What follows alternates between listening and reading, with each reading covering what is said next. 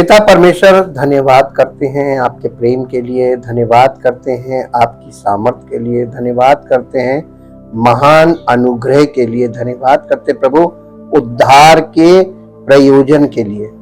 सारी महिमा आपकी हो। हम तो प्रभु मनुष्य मात्र हैं और आपके प्रेम और अनुग्रह के द्वारा आप हमारे जीवन को अपनी महिमा के योग्य बनाते हैं, तब जब हम अपने जीवन को आपको समर्पित करते हैं। हमारा समर्पण आपकी महिमा के योग्य हमको बनाता है, हमारा प्रयास नहीं। हम प्रभु आपको धन्यवाद करते हैं, धन्य कहते हैं और अपने आप को समर्पित करके आपसे विनती करते हैं, अनुग्रह हमारे जीवन में काम करे और हमें नई सृष्टि बनाए, ताकि हम सब विश्वास करने वालों का जीवन परमेश्वर की महिमा के योग्य हो। सारी महिमा आपको मिले। इस प्रार्थना को आपके इकलौते पुत्र प्रभु यीशु मसीह के नाम से मांगते हैं, आमीन। सबको जय मसीह की। हम परमेश्वर का धन्यवाद करते हैं उसके महान प्रेम के लिए। और जितने लोग उपस्थित हैं, आपके जीवन में परमेश्वर की अद्भुत महिमा प्रकट हो, उसके सामर्थ्य के कामों के द्वारा उसकी महिमा हो। हम आज फिर से अपने उसी विषय पर we are prone to wonder, यानी हमारे प्रत्येक मनुष्य में, या यूं कहिए मनुष्य के स्वभाव में भटकने की प्रवृत्ति है और इसका कारण पतन की अवस्था है। और अगर हमारे जीवन में हमारा ये भटकना, शारीरिक तौर पे भटकना, आत्मिक तौर पे भटकना और आपके मन का भटकना, इसी बात को बताया गया मन चंचल है। इसका मतलब क्या है कि मन थोड़ी देर कहीं मन लगता है, उसके बाद फिर वहां से मन हट के कहीं और लग जाता है। ये मन का अचानक से एकदम से एक स्थान से हटके दूसरी स्थान की ओर लगना और एक मुद्दे से हटके दूसरे मुद्दे पर जाकर फोकस हो जाना, ये भटकने का ही एक वह है। और ये पैटर्न है हमारे स्वभाव में, बहुत जल्दी भटकना, बहुत जल्दी भटकना। और भटकने के क्या क्या रीजन है, इनको जानना बहुत जरूरी है परमेश्वर के वचन से, क्योंकि परमेश्वर का वचन हमें पुराना नियम खास तौर से इजराइलियों के भटकने की एक एक तस्वीर दिखाता है, एक एक तस्वीर। आज का मनुष्य चूंकि परमेश्वर के वचन से वाकिफ नहीं है, इसलिए वो सोचता है कि हम परमेश्वर के आगे मक्कारी करके, ड्रामा करके, छल से हम परमेश्वर को वो कर लेंगे कि परमेश्वर से हम सब ले लेंगे और हम समर्पण नहीं करेंगे। ये मूर्खता की निशानी है। इसी को परमेश्वर का वचन मूर्ख कहता है। हम जब अपने प्रयास, अपने छल से अपने आप को छिपाकर और गलत तरीके से अपने आप को प्रकट करने का जब प्रयास करते हैं, यही परमेश्वर को पसंद नहीं है। हम जो है वास्तविक में वही रहें। परमेश्वर ईमानदारी से बहुत प्रसन्न होता है। हम जो है वो सबके सामने वही है और परमेश्वर के सामने हम वही रहें जो हम वास्तव में हैं। कभी भी वो ना दिखाए जो हम नहीं हैं। आज इस विषय में हम लोग थोड़ा सा और आगे बढ़ेंगे। इसका क्या क्या कारण है, हम उन कारणों की तरफ चलेंगे। मसीहों के भटकने में कई कारक यानी फैक्टर्स होते हैं। कई फैक्टर्स हैं यानी कई कारक हैं, कई रीजंस हैं जिसके कारण मसीही लोग, मसीही विश्वासी लोग भटकते हैं।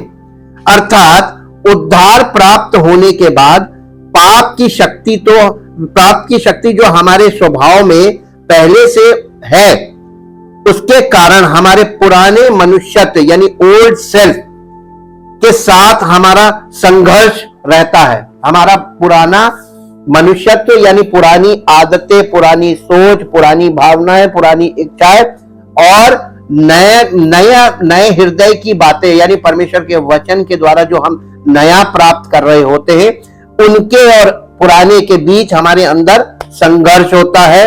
तमाम तरीके से हम इन चीजों में, ये इंटरनल हमारे हृदय के अंदर होता है। जब हम पवित्रता में चलने का प्रयास करते हैं तो हमें निरंतर सतर्कता की आवश्यकता को कम नहीं आंकना चाहिए। मालूम, जब आप परमेश्वर के में आते हैं, कलीसिया में आ जाते हैं और समर्पण कर देते हैं, तो आपको क्या करना चाहिए मालूम? बहुत सतर्क होने की जरूरत है। आत्मिक तौर पर बहुत सतर्क होने की जरूरत है, क्योंकि कहीं से भी आपके ऊपर आक्रमण हो सकता है, आपके विश्वास के ऊपर, और आपके व्यवहार से वो चीज प्रकट हो जाएगी। आवश्यकता को कभी कम नहीं आंकना चाहिए। यह बात याद रखना भी महत्वपूर्ण है कि अधिकांश पाप अंततः गलत इच्छा से उत्पन्न होते हैं। पाप के उत्पन्न होने का कारण आपके और हमारे हृदय में इच्छाएं जो उत्पन्न होती हैं, कौन सी इच्छा परमेश्वर के विरुद्ध है, आप इस बात का खुद फैसला नहीं कर सकते। पहली चीज, आप इस बात को कभी समझ ही नहीं पाएंगे, और इच्छा और भावना मिलकर आपको धोखा दे देंगी। आप धोखा खा जाएंगे अपने ही हृदय से। गलत इच्छा से उत्पन्न होते हैं ये पाप। सर्व संतुष्ट प्रभु यीशु मसीह में प्रसन्नता की कमी हमारी सुरक्षा को कमजोर करती है, और गलत इच्छाओं के प्रति हमारी कमजोरियों को जागृत करती हैं। क्या चीज? सर्व, यानी कहते हैं कि सर्व संतुष्ट, यानी आपको सारी चीजों से आप संतुष्ट हो जाए। ये तो भौतिकवाद हो गया। भौतिकवाद मसीहत नहीं है, और न भौतिकवाद का मसीही जीवन से कोई संबंध है। हमें भौतिकवादी नहीं होना है। मसीही लोग भौतिकवाद को छोड़कर परमेश्वर को अपने आप को समर्पित करते हैं। लेकिन आप आज की शिक्षाओं में देखिए तो आपको पता चलेगा कि आपको यह बताया जाता है कि आप ये करोगे तो आपको सब मिलने लगेगा, आपके लिए सब होने लगेगा। ये भौतिकवाद की ओर ले जाना है। ये आपकी कमजोरियों को, जो इच्छाएं हैं, वो इच्छाएं आपकी कमजोरी है। अरे हमें ये भी मिल जाए, हमें ये भी मिल जाए, और वो आपकी सारी कमजोरियों को जागृत करती हैं।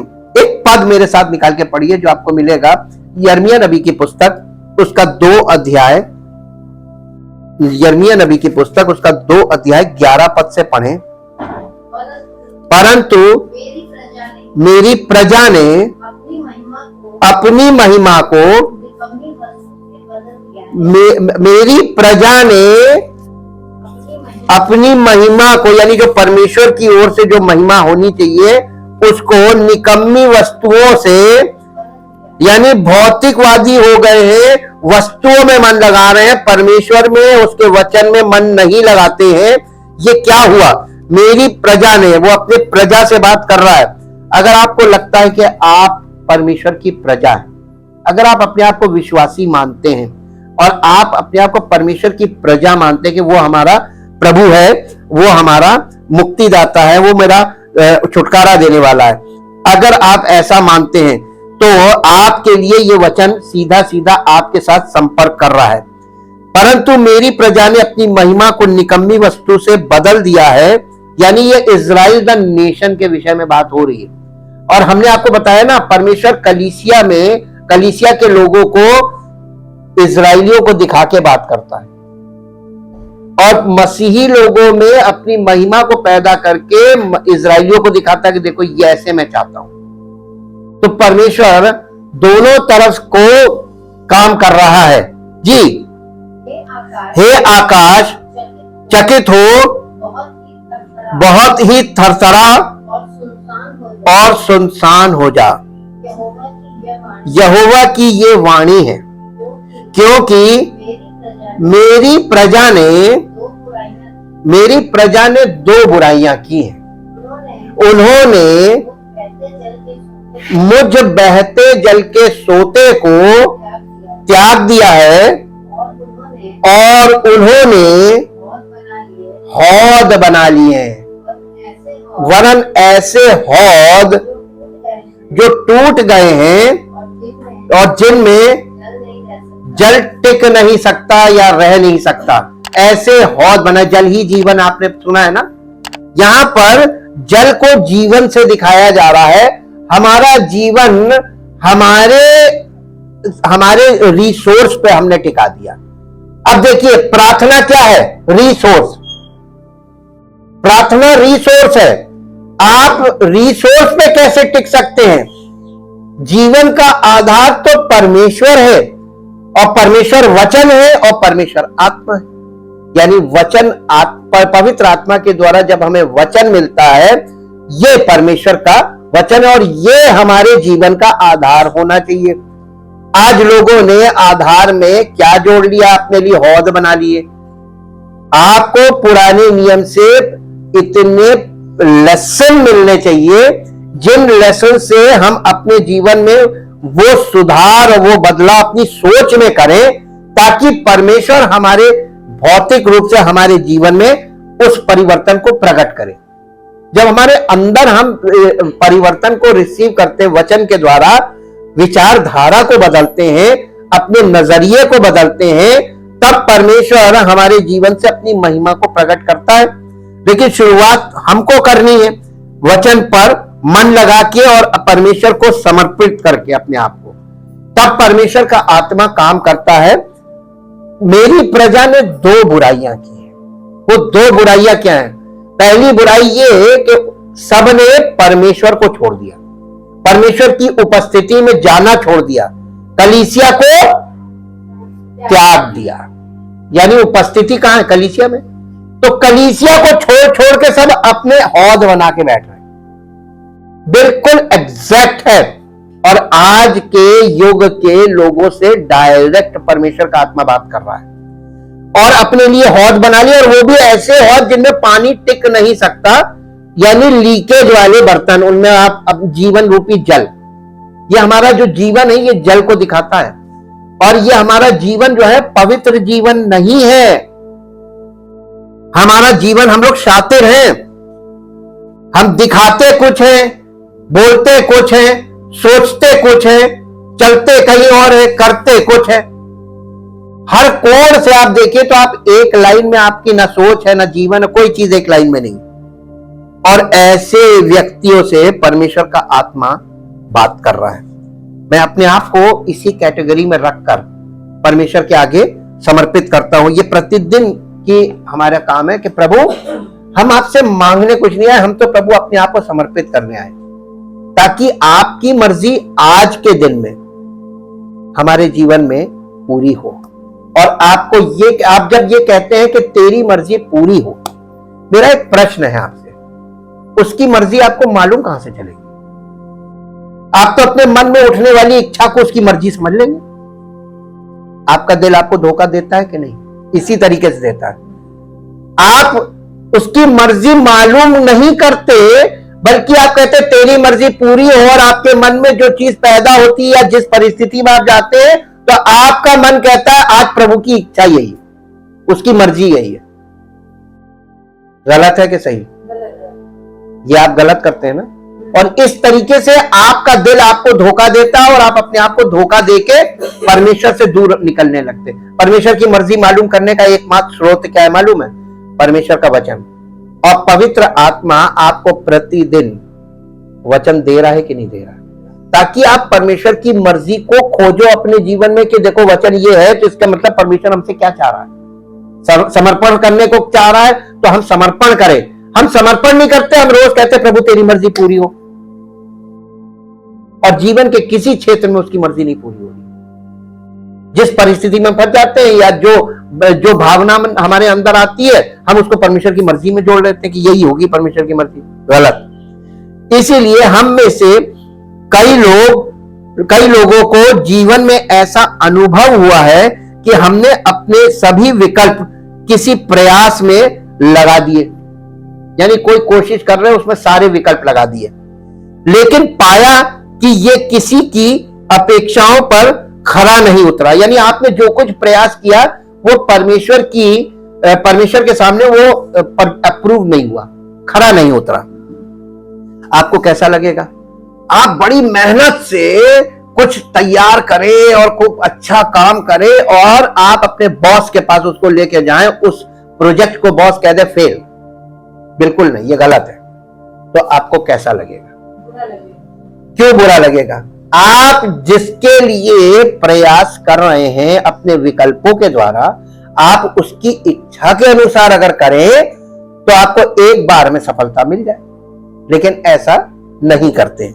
हम अपनी इच्छा से अपने प्रयास को दूसरे के सामने ले जाके उसको अप्रूव कराना मांगते हैं। ये सबसे बड़ी समस्या है हमारे स्वभाव की। आप परमेश्वर के वचन को सुनते हैं, आनंद से ग्रहण करते हैं, उद्धार मिल जाता है, उसी के बाद आप अपनी इच्छाओं भावनाओं के अनुसार परमेश्वर के वचन को अपने तरीके से अपने जीवन में मोड़ने तोड़ने लगते हैं। ये प्रत्येक व्यक्ति के साथ के द्वारा किया जाने वाला कार्य है। ये कोई एक नहीं करता, ये सब करते हैं। इसीलिए मसीहत में जो आप आते हैं और आपका जो पहले वाला चीज होती है वो गलत होती है। आप जब दोबारा अपने आप को सरेंडर करते हैं तब आपके जीवन में सही शुरू होता है। पहली बार में जो होता है सरेंडर वो सही नहीं होता है। इस विषय में हम आपको आगे स्टडी में सब बताएंगे। पुराने नियम में हम परमेश्वर के लोगों को पाते हैं जो इजरायली लोग हैं। वे अपने आसपास के लोगों और जातियों और उनके देवताओं की आसान सेवा से प्रभावित हो गए थे। यहूदी लोग वो प्रभावित हो गए थे क्योंकि पूरी दुनिया में परमेश्वर ने उन्हें फैला दिया था, और उन्होंने जहां जहां जिस देश में गए, जिन जिन जातियों के लोगों को उन्होंने उनके वर्शिप सिस्टम को देखा, सब कुछ देखा, वो बड़ी जल्दी प्रभावित हो गए। और क्या किया उन्होंने? सच्चे ईश्वर के बजाय झूठे देवताओं पर भरोसा करना शुरू कर दिया। ये किया था। ये भविष्यवाणी जो है उन्हीं के लिए आई थी, और आज ये भविष्यवाणी हम लोगों के ऊपर बिल्कुल ठीक उतरती है, क्योंकि परमेश्वर उन्हें दिखाकर ही बात कर रहा है जो परमेश्वर के लोग कहलाते थे।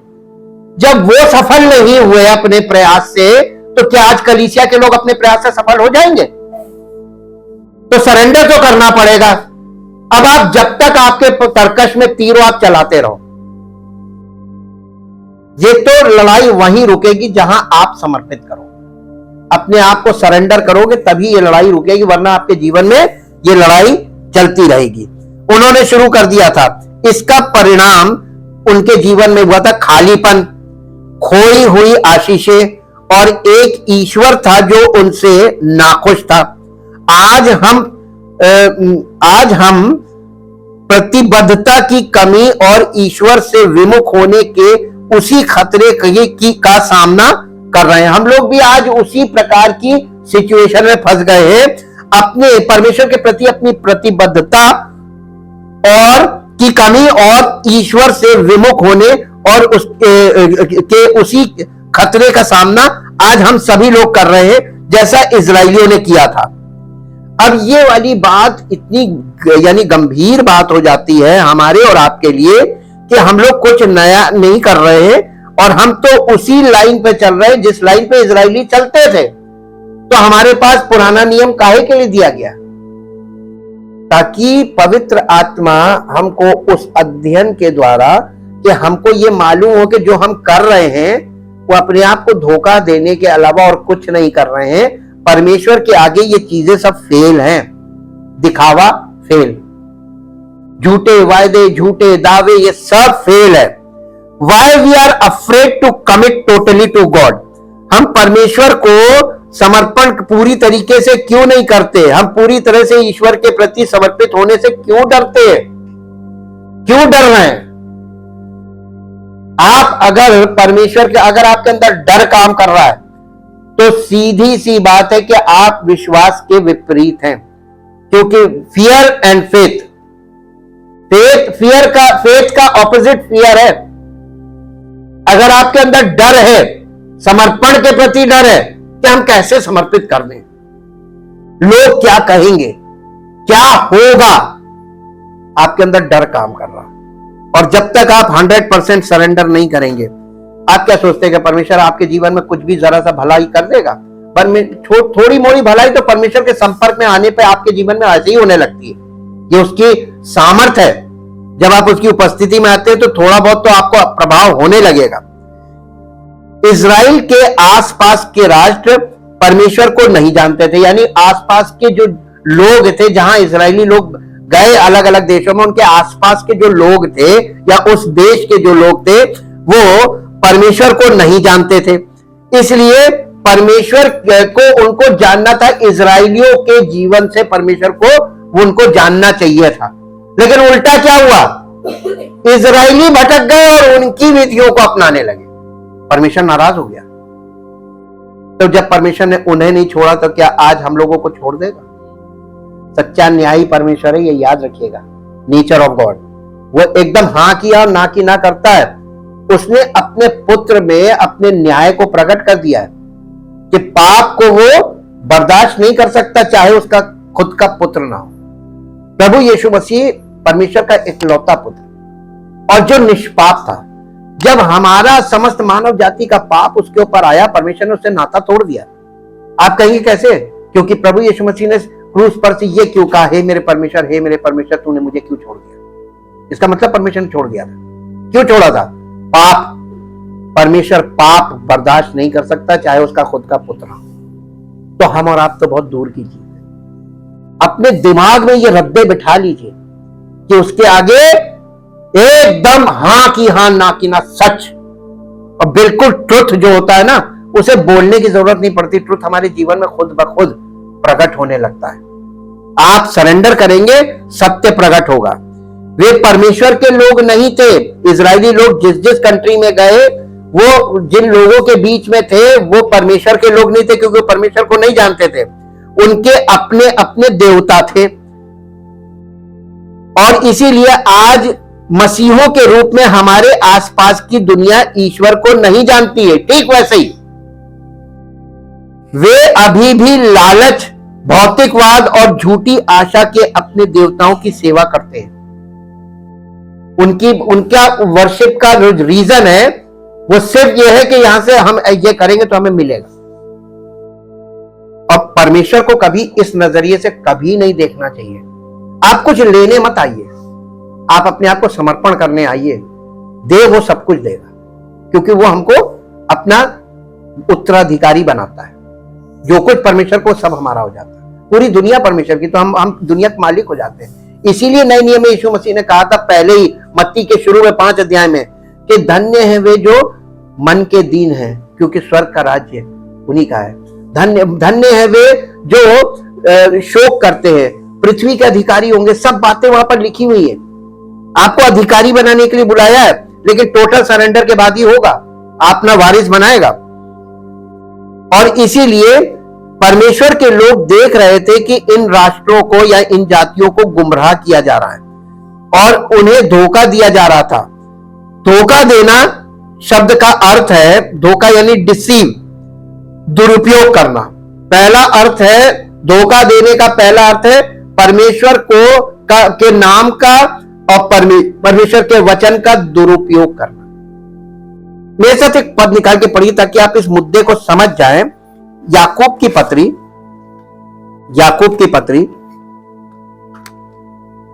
और उसका पहला अध्याय, याकूब की पत्री उसका पहला अध्याय और उसका 23 पद पढ़िए। नहीं 23 पद नहीं, 22 पद, 21 और 22 पढ़ दीजिए। याकूब की पत्री अध्याय 1, 21 और 22 पद पढ़ दीजिए।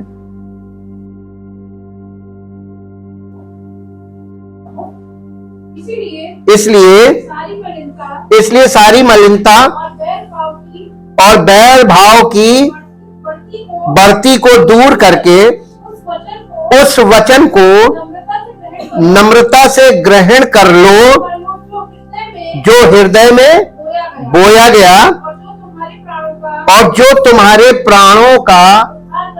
अब बताइए, प्रार्थना से उद्धार हो सकता है? चर्च आने से उद्धार हो सकता है? किसी चीज से नहीं हो सकता। कोई विकल्प है नहीं। उद्धार का विकल्प जो है वो बार बार आ गया, वचन जो तुम्हारे हृदय में दिया जा रहा है, अंदर सुन रहे हो, वो तुम्हारे हृदय में टिक नहीं रहा है।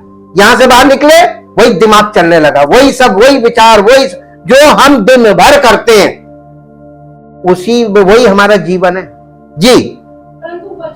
परंतु वचन पर चलने वाले बनो और केवल सुनने वाले ही नहीं, जो अपने आप को, आप कितने सालों से अपने आप को धोखा दे रहे हैं। आज रात को लेटिएगा तो ये पूछिएगा कि मैं इतने सालों से वचन सुन रहा हूं और प्रभु मैं अपने आप को धोखा दे रहा हूं, और मैं अपनी इस प्रवृत्ति से आज आपके सामने क्षमा चाहता हूं, मुझ पर दया कीजिए।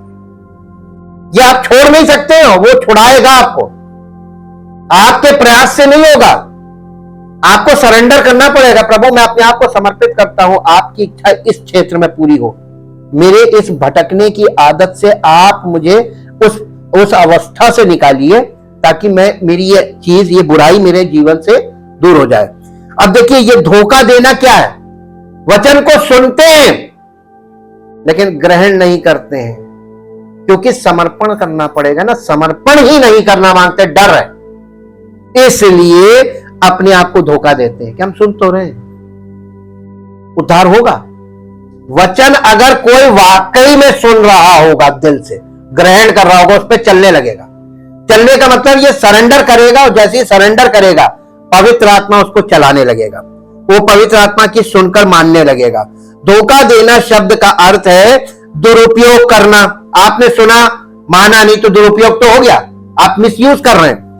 दूसरा इसका अर्थ है अनदेखी करना, देखकर अनदेखा, अरे हमसे कोई मतलब नहीं, अरे ये वचन हमारे लिए नहीं है, हमारे लिए नहीं है, जिसके लिए होगा वो मानेगा।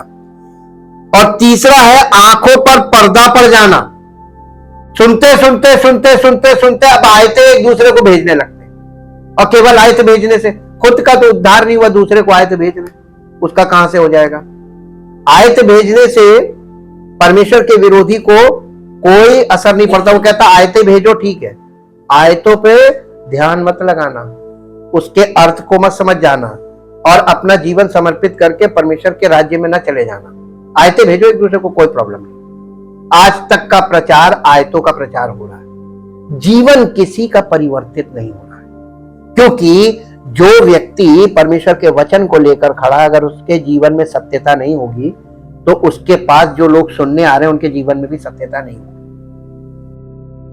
आंखों पर पर्दा पड़ना, छेड़खानी की, यानी वचन के साथ छेड़खानी करना, और नाश होने वालों में अधर्म की सारी प्रवचना के साथ, क्योंकि उन्होंने सत्य का, ये दूसरा थिस्सलुनीकियों उसका 2 अध्याय का 10 पद पढ़िए।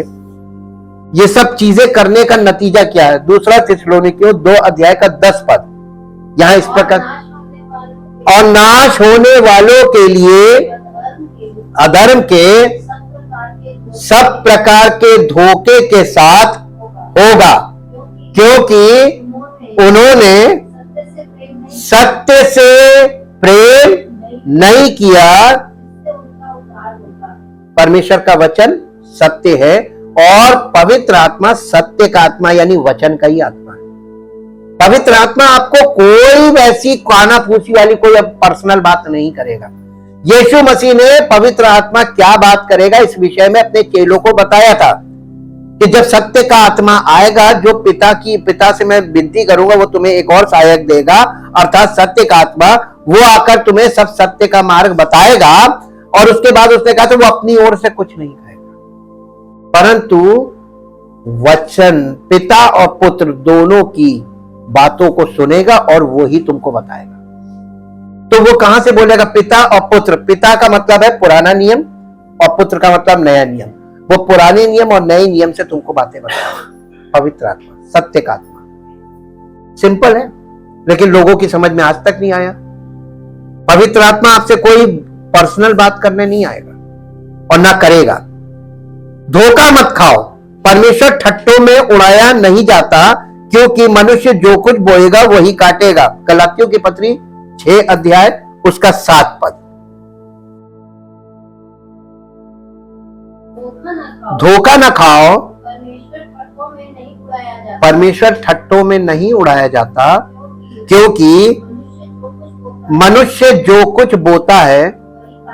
अब आप 1 मिनट यहां पर रुक जाइए और आप ये देखिए कि पवित्र आत्मा हमारे हृदय में परमेश्वर का वचन बो रहा है, क्यों बो रहा है? ताकि हम उद्धार पाए और हम सब के उद्धार के बाद हम सब विश्वास करने वालों के जीवन में पवित्र आत्मा के फल लगे, फलों का प्रकटीकरण हो। तो फल तो नहीं प्रकट हो रहे, शारीरिक प्रतिक्रियाएं जरूर प्रकट हो रही, शारीरिक भावनाएं, शरीर के द्वारा भावनाएं प्रकट हो रही है। ये नहीं चाहिए, आत्मा के फल प्रकट होने चाहिए, वो नहीं हो रहे। प्रेम, आनंद, धीरज, कृपा, भलाई, ना, कहीं नहीं है। तो इसका मतलब गलत बो रहे हैं। आपके अंदर जो पवित्र आत्मा बोना चाह रहा वो नहीं, आप इसका मतलब वचन को सुनकर मिलावट कर रहे हैं। समझ में आया? आप वचन को एक से नहीं सुन रहे, आप कई लोगों से जब वचन सुने खिचड़ी पक जाएगी, फिर आप वो करने लगेंगे जो नहीं करना है। शारीरिक प्रतिक्रिया नहीं है। और वे भूल रहे थे कि परमेश्वर ने उनके लिए क्या किया है। वे परमेश्वर की आशीषों से विमुख हो रहे थे। अब यहां पर ध्यान देने वाली बात है पश्चाताप की परिभाषा, यानी पलटना। पश्चाताप कब करना है? पश्चाताप हमें अक्सर आपने सुना होगा, इस चीज को समझा दें आपको। लोग कहते हैं प्रभु यीशु मसीह के पास आने के लिए आपको कहेंगे कि आप मन फिराओ, पश्चाताप करो और प्रभु आपको ग्रहण करेगा। गलत। जब कोई नया व्यक्ति प्रभु के पास आता है उसे पश्चाताप नहीं करना है। पूछिए क्यों? एक ने पूछा है, बाद में बता देंगे। जब सब पूछेंगे तो एक साथ बता देंगे। क्योंकि उसके लिए प्रभु यीशु मसीह ने पश्चाताप कर लिया है क्रूस पर। वो इस पर विश्वास करके आ रहा है कि प्रभु ने हमारे पापों का प्रायश्चित किया है और हमको बुलाया है अपनी उपस्थिति में। तो जब कोई नया व्यक्ति आता है उसके जीवन में देखिए तुरंत आश्चर्यकर्म होता है। लेकिन जब वो लगातार आने लगता है तब आश्चर्यकर्म होना बंद हो जाता है। क्यों? अब उसको पश्चाताप करने की शुरुआत करनी चाहिए। जब उसके देखिए पहला पश्चाताप तो प्रभु ने कर दिया, हमें क्षमा मिल गई, हमें एंट्री मिल गई कलीसिया में, परमेश्वर की उपस्थिति में आने की। अभी उसके राज्य में एंट्री नहीं मिली है। अब आप जब जैसे जैसे पवित्र आत्मा वचन के द्वारा आपसे बातें करता जाएगा, पुराना मनुष्यत्व क्या है, पुरानी विचारधारा, पुरानी इच्छाएं, भावनाएं, कल्पनाएं, इनके प्रति आप वचन इसके विरुद्ध आपको मिलेगा, चोट पहुंचाएगा। तो आपको हर कदम पे पश्चाताप करके आगे बढ़ना है। प्रभु ये समस्या हमारे जीवन में, ये विचार हमारे विचार ऐसे ही, और गलती मानते जाना, अपने आप को समर्पित करते जाना, समर्पित करते जाना, समर्पित करते जाना। कब तक? जब तक आप पूरी नई सृष्टि ना बन जाए। और यहीं पर सब अपने आप को सीनियर बनने लगते हैं। हम इनसे पहले आए थे, हमें इससे ज्यादा बाइबल मालूम, हमें ये मालूम कहां क्या लिखा। रॉन्ग नोशन हो रहा है। बार बार इस चीज को बता रहे। पश्चाताप की परिभाषा है पलटना, यानी अपने पुराने मनुष्यत्व से नए मनुष्यत्व की ओर बढ़ना। हम पूरी तरह से ईश्वर के प्रति समर्पित होने से क्यों डरते हैं? हम पूरी तरह से ईश्वर के प्रति समर्पित नहीं हैं क्योंकि हम अपना रास्ता खुद चाहते हैं। कैसे? अब इसी में देखेंगे। हम पूरी तरह से परमेश्वर के प्रति समर्पित नहीं क्योंकि हम उसे अपमानित करने से डरते हैं। यिर्मयाह नबी की पुस्तक 2 अध्याय उसका 12 पद पढ़िए।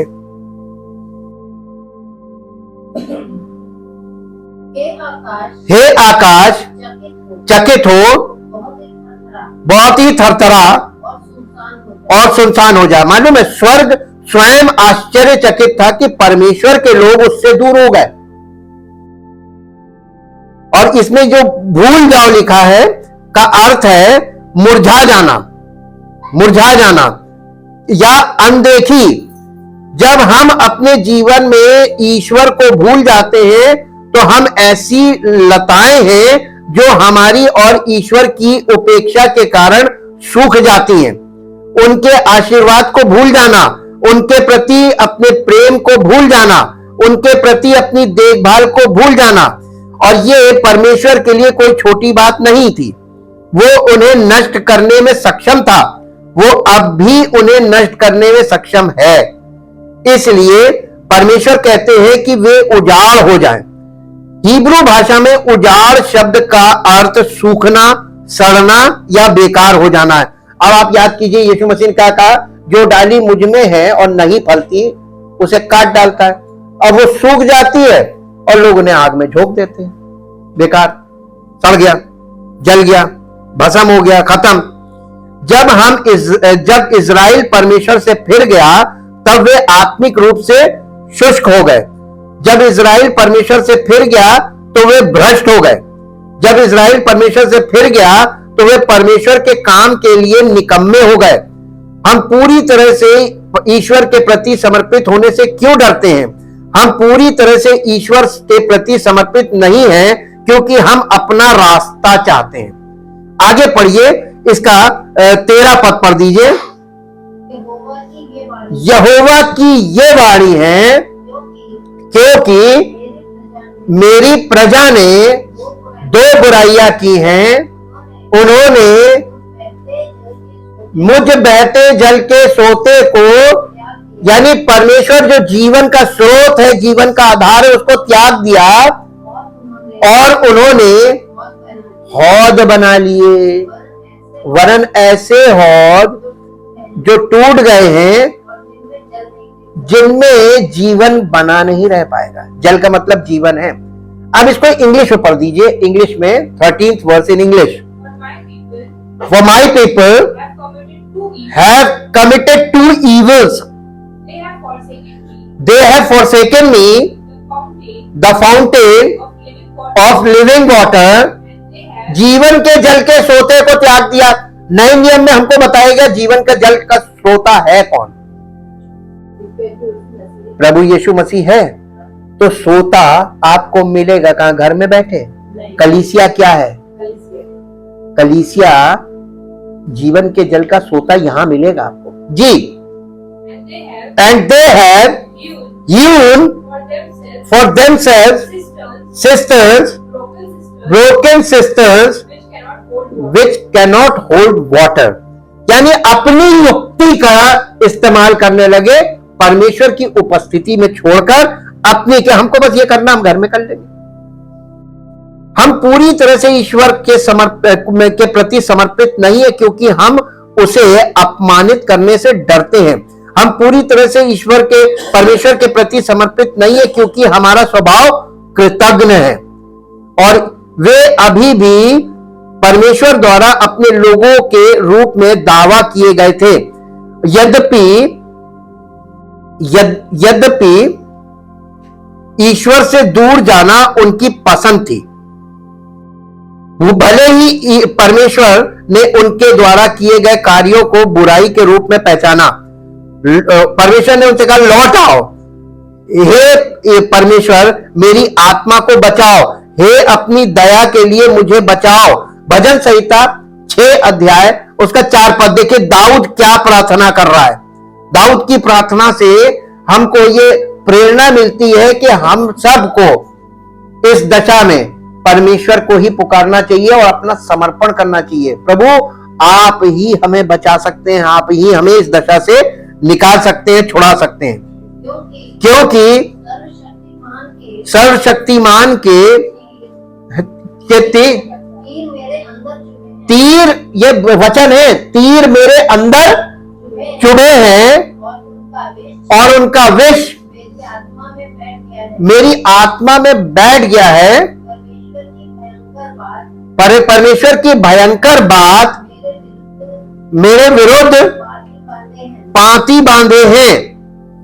उन्होंने परमेश्वर से मुंह मोड़ लिया था, वो जिसके पास देने को प्रचुर आशीषें थी, जिसने उन्हें जीवन दिया था, वो जिसने उनके जीवन को कायम रखा था। हम पूरी तरह से ईश्वर के प्रति समर्पित होने से क्यों डरते हैं? हम पूरी तरह से ईश्वर के प्रति समर्पित नहीं हैं क्योंकि हम अपना रास्ता चाहते हैं। हम पूरी तरह से ईश्वर के प्रति समर्पित नहीं है क्योंकि हम उसे अपमानित करने से डरते हैं। हम पूरी तरह से परमेश्वर के प्रति समर्पित नहीं है क्योंकि हमारा स्वभाव कृतज्ञ है और हम पूरी तरह से परमेश्वर के प्रति समर्पित नहीं है क्योंकि हम अस्थायी चीजों की इच्छा रखते हैं। हम अपनी इच्छा पूर्ति करना चाहते हैं, इसलिए हम सरेंडर नहीं करते हैं। और इसीलिए परमेश्वर का आत्मा आज की शाम हम सब से एक ही बात याद दिला रहा है कि आप जब पहली बार परमेश्वर के पास आए थे, जब आपने पहली बार प्रभु यीशु मसीह के विषय में सुना था और जो विश्वास उस समय आपके दिल में पैदा हुआ था और जिसके कारण आप जब आए तो आपके जीवन में परमेश्वर ने आपको राहत पहुंचाई, छुटकारा किया, वो धीरे धीरे वो प्रेम, वो समर्पण, वो चीज अब धूमिल हो गई, खत्म हो रही है और धीरे धीरे सब लोग अपना अपना मार्ग बनाकर अपने मार्ग में आगे बढ़ रहे हैं। हमें परमेश्वर के सामने इस बात को रखने की जरूरत है, प्रभु हमारे मन के भटकने का कारण हमारा मन ही है, हमारी विचार ही है। हम परमेश्वर की इच्छा पूरी हो ऐसा तो कहते हैं और चाहते भी हैं, लेकिन उसकी इच्छा जो हमारे पवित्र आत्मा के द्वारा जो वचन के रूप में उसकी इच्छा हमारे पास आती है उसको हम ग्रहण नहीं करते, बल्कि हम अपनी चॉइस के अनुसार इच्छा को उसकी खोजना शुरू कर देते हैं और हम भटकने लगते हैं। प्रभु हमें इस भटकने के प्रवृत्ति से छुड़ा लीजिए, सब पर दया कीजिए, हम सब पर दया कीजिए, क्योंकि हम सब इस स्वभाव के संभागी हैं, हम सब के अंदर ये कमजोरी और ये कमी है। प्रभु दया कीजिए।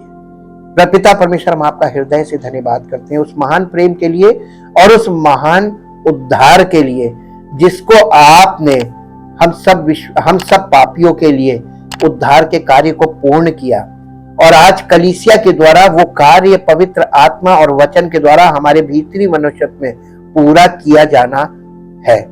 और यही पवित्र आत्मा चाहता है, आप भी यही चाहते हैं। लेकिन प्रभु विश्वासियों के अंदर, उनके हृदय में, उनके विचारों में, उनके पुराने स्वभाव के कारण उनका जीवन परमेश्वर से दूर भागता है। लेकिन प्रभु इस समस्या का समाधान तो आप ही कर सकते हैं और हमारा भरोसा आप पर है। अपने आप को समर्पित करते हैं और जितने सुनने वाले अपने आप को आपको समर्पित करते हैं उनके जीवन में प्रभु अद्भुत आश्चर्य कर्म हो और वो फिर से एक बार नए और ताजा तरीके से आपकी उपस्थिति में फिर से रीस्टार्ट करें और प्रभु आपका अनुग्रह उनके जीवन में काम करे और वो नई सृष्टि बने और आपकी महिमा का कारण बने, ताकि सारी महिमा आपको मिले। इस प्रार्थना को आपके इकलौते पुत्र प्रभु यीशु मसीह के नाम से मांगते हैं, आमीन। Praise the Lord. परमेश्वर आशीष।